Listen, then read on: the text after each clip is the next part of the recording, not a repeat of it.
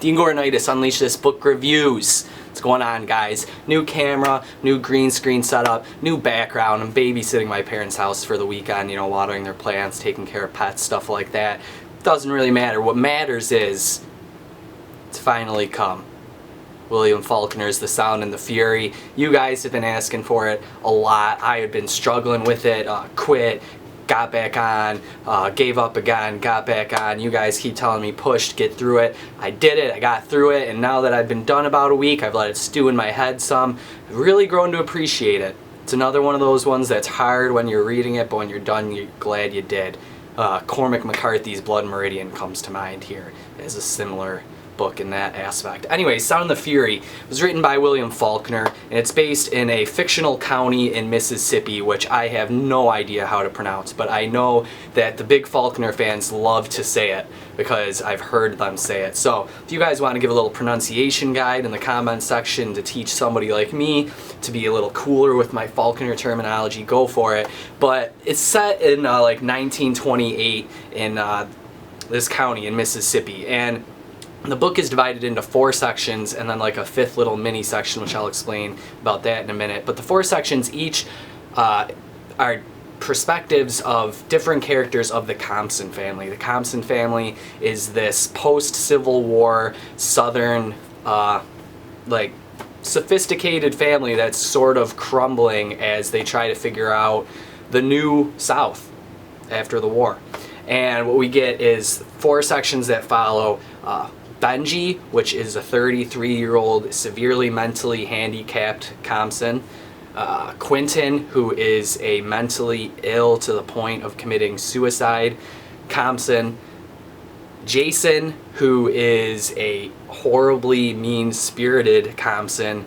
And then finally, in the last section, we go from first person to third person narration of Dulcie, who is not a Compson, but instead one of their black servants. And this is obviously right after slavery has been ended, post-Civil War era, so although she's not technically a slave, there's still a lot of those bindings attached to her job. The 5th section is kind of interesting. It's an appendix, and it was released, like it was written and published with the book like 16 years after the publication. It was originally written to be part of a like portable Faulkner anthology, but Faulkner really felt that he wanted to attach this to the end of Sound and the Fury, and it kind of helps give a little more background and a little bit more understanding for the people who really struggled as they were reading it the first time through. It kind of sums up who each person in the Compson family is, what their important traits are and stuff like that. And the appendix is interesting, and I think it's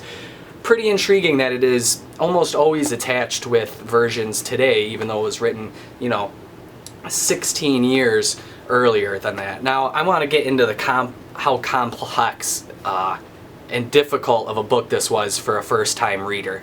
The first 2 sections particularly, Benjy and Quentin, are like some of the most experimental fiction you're going to see, and I can only imagine what it must have been like in 1929 when it was first published, because Benjy operates not in just a stream of consciousness writing style, but stream of consciousness coming from a severely mentally handicapped 33-year-old. So we're constantly bouncing from present time to earlier times, to then even earlier times to more recent times, back to the present with hardly any real notice of when it's happening. And additionally, Benjy obviously does not really process the world the same way, you know, somebody like you or I probably processes it. It's less you know, that superficial stuff that we kind of put on as we get older. He sees things very much as a child would, I would say. In fact, if it wasn't told throughout the book that he was 33, I could see you taking Benjy to be a younger child. Now, what's interesting is that this year they're publishing a version of the book that supposedly William Faulkner wanted originally, right when the book was first made, which was the Benjy section was color-coded by time period. And I'm kind of curious, I wonder how much easier that would have made this initial reading for somebody like me who's hopping right into it, doesn't really understand about the formatting and stuff like that. But at the same time, I kind of want to experience it how the rest of the world had experienced it up till now. So I don't know if I'd really be into that or not, but it's interesting. Yeah. Then you move on to like the Quentin section, and Quentin is severely depressed over the fact that he never really had a mom that was there to take care of him. The Compson's mother is almost always bedridden, but she doesn't really have any sickness, it doesn't seem like. It almost seems like she just wants a lot of sympathy and people to take notice of her. So she wasn't really there for Quentin in his life. Now his sister, Caddy, who also plays an important role in this book, kind of becomes a mother figure for both Quentin and Benjy because mom's not around. But when she ends up being a little promiscuous, becoming pregnant before birth and such, both of these characters, Benjy and Quentin, seem to crumble. Benjy becomes much more withdrawn, moaning and crying much more often, it seems like, and Quentin eventually kills himself because he just is seeing the integrity of his family fall apart with his sister, you know, falling